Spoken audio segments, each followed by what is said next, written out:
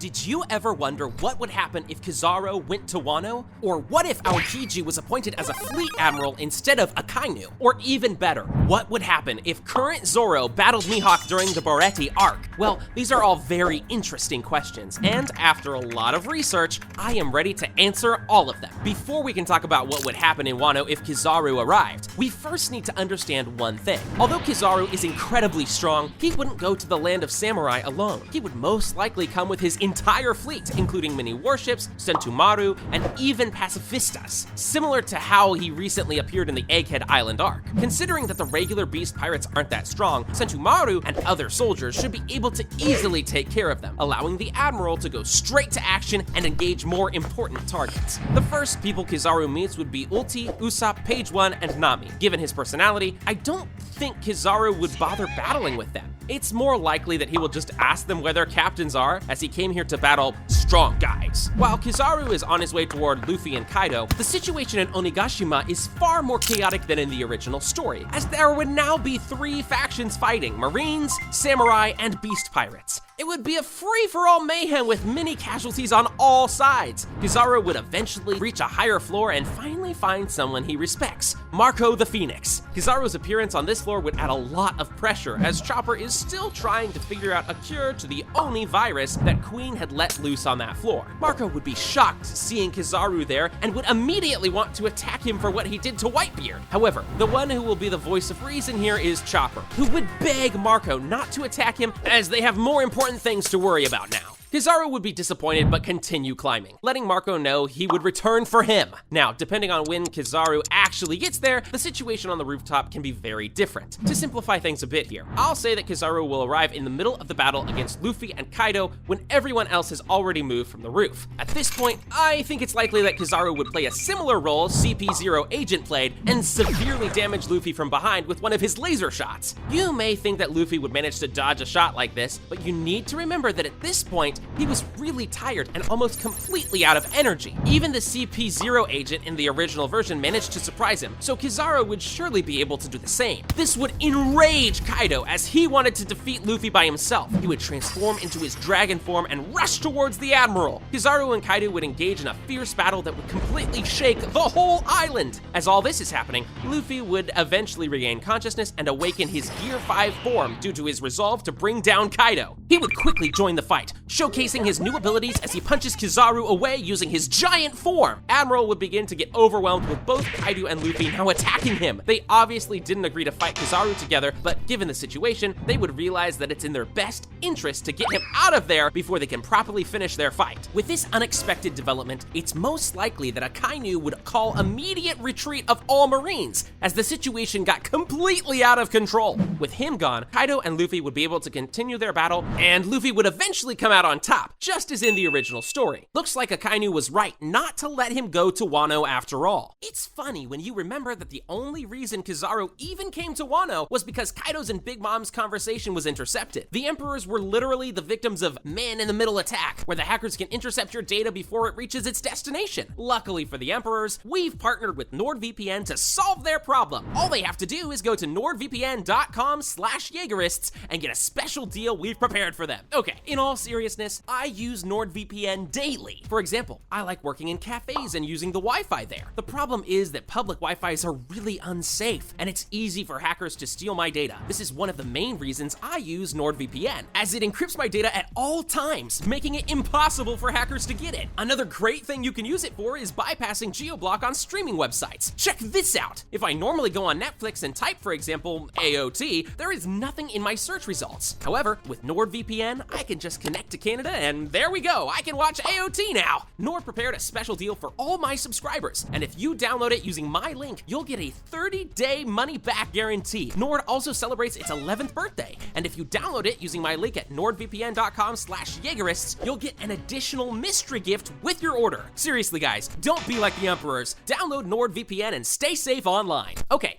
that last scenario was really interesting, but let's cover a bit darker one now. What would happen if Luffy was never born? what would happen to the One Piece world and other characters? Well, what if I tell you that most of the Straw Hats would end up dead? Let's go through them one by one and see exactly what would happen. If Luffy never embarked on his journey, Morgan's tyrannical rule in Shell's Town would continue, and Zoro would get executed tied to a pole without ever becoming a pirate. When it comes to Nami, you'd probably think that she'll continue to serve under Arlong, but that's not really what would happen. Remember the first time Luffy and Nami met? It was in Orange Town when Luffy fell from the sky and helped her escape from Buggy's crew. Since Luffy isn't there to help her in this version, it's most likely that Nami would get captured by pirates and probably killed by Buggy for stealing. In the Syrup Village, nobody would believe Usopp that Captain Kuro wants to kill Kaya and inherit her fortune, and he would probably die trying to protect her from pirates. The events of Barati would also change greatly, with Mihawk killing Don Krieg pirates and saving the cooks. I don't think Mihawk would have any reason to harm Sanji or the others working there, so Sanji would stay alive but would never go out to the sea to achieve his dream.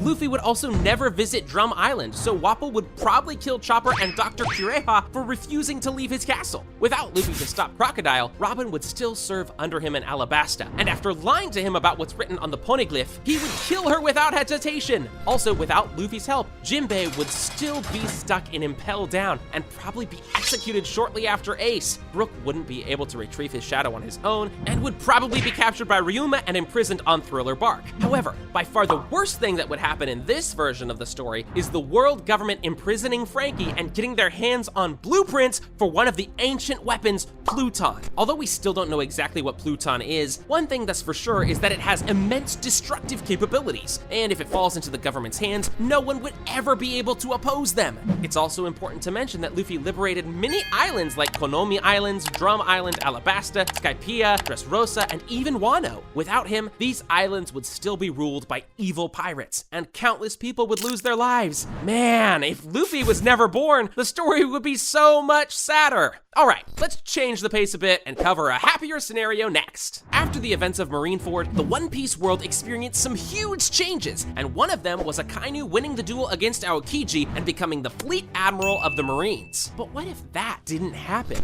What if Aokiji won their duel and became the fleet admiral? Would the One Piece world be any different? Well, there are actually two possible things that could happen in this scenario. With Aokiji as fleet admiral, the first thing he would do is appoint Garp as his closest ally. I think this is likely to happen because they share similar views on justice, and Garp was the one who trained Aokiji when he joined the Marines. Next, just as Aokiji left in the original story, I think Akainu would leave Marines in this version. Aokiji and Akainu are two sides of the same coin. They both want justice but have completely different ways of achieving it, and therefore, I don't think either one could stand serving under the other. Of course, I don't think Akainu would join Blackbeard pirates like Aokiji did. He would instead probably create a small alliance of his own and fight the pirates, similar to what Zephyr did in Film Z. Okay, with Akainu leaving and Aokiji in charge, the things in One Piece world are bound to get better, right? Right? Well, not so much. The thing about the world government and how it operates is that the fleet admiral doesn't have the freedom to make any change they want. It's also important to remember that they report directly to the 5 elders, and no matter how good their intentions are, they can't do anything major without their approval. If Aokiji really wanted to make a change, he would need to trick them by doing what they asked him to do, but making secret plans with his trusted team in the shadows. This team would consist of Marines who share his ideals and moral compass. Some people that come to mind are Garp, Smoker, Tashigi, Kobe, Helmeppo, Hina, and maybe even Fujitora. Aokiji would directly command this group, sending them undercover on the islands to stop dangerous criminals that the world government doesn't care about. One of the main criminals they would go after is Doflamingo, and they would probably manage to get rid of him even before Luffy comes to Dressrosa. This all sounds pretty good, but there is a much darker path this scenario can take. Okay, let's go back to the beginning. One thing that I want to remind you of is that many important people from the world government, maybe even some celestial dragons, wanted Akainu to be in charge. This is possibly because he follows the absolute justice and would be easier to control. Whatever the case, I don't think these powerful people would just watch Aokiji become a fleet admiral and jeopardize the government. This is why they would most likely try to kill and replace him with someone they can trust. If they would actually manage to do something like this isn't really clear, but if someone dangerous like Kong, 5 Elders, or even Emu liked this plan, it shouldn't be too hard to permanently get rid of Aokiji. If this actually happened, it would be really really bad, as not only would the Marines be run by someone evil, but one of the good guys would also be dead. I definitely wouldn't want this scenario to happen. However, the one scenario I know all of us would like to see is what would happen if current post-Wano Zoro battled Mihawk during the Beretti arc. Zoro's encounter with Mihawk at Beretti was one he was definitely not prepared for. At that point in the story, Zoro was very naive, thinking he was strong, without even knowing essential abilities like Haki. He was quickly humiliated by Mihawk, which made him realize just how weak he really is. However, since then, over 1,000 chapters have passed, and with each one, Zoro keeps getting stronger and stronger. So what if current Zoro, with all his current abilities and powers, was fighting Mihawk at Beretti? What would happen in this scenario, and who would win? Okay, so the battle would start out the same, with Mihawk arriving and Zoro challenging him to a duel. This time around, Mihawk would be able to sense that his opponent is really strong and would therefore take the battle more seriously. In the original story, he pulled out a small knife hidden in his necklace. However, this time, he would immediately pull out Yoro, his supreme grade sword. Mihawk would show respect to Zoro, acknowledging him as a worthwhile opponent, and would ask for his name. After Zoro gives it, Mihawk says, "Bring it on, Roronoa, fight me!" Zoro would angrily rush towards him, attacking him with his two-sword style, which Mihawk easily repels. "Is that all you got, Roronoa?" Zoro would smile and draw out Enma, his third sword. He'd proceed to use his advanced Conqueror's Haki and infuse it with it. The two would then start attacking each other again with their clash, causing the sky to split in two, similar to when Kaido and Big Mom fought. Everyone at the restaurant would turn their attention to the fight, not believing what they were seeing. I mean, just imagine Luffy seeing power like this at that point. His expression would be ridiculous. Anyway, Zoro would continue to attack using the techniques like Foxfire style and even Ashura, and Mihawk would keep defending without taking much damage. As the fight progresses, Mihawk shows greater skill and composure while Zoro struggles but continues to attack him with everything he's got. Frustrated, Zoro would prepare his final attack that he used to defeat King 103 Mercy's Dragon Damnation. In response, Mihawk would prepare his strongest attack, which is... well, it doesn't really have a name since Mihawk doesn't name his attacks, but it will surely be incredibly strong. Anyway, the two swordsmen clash with everything they have, and as the dust clears, Mihawk is standing while Zoro is defeated on the floor. At that point, I don't think Mihawk would kill Zoro. He likes to have a rival, and it's more likely that he will encourage Zoro to get even stronger and find him again. Click on this video where we explain what would happen if Kaido arrived at Marineford during the Summit War.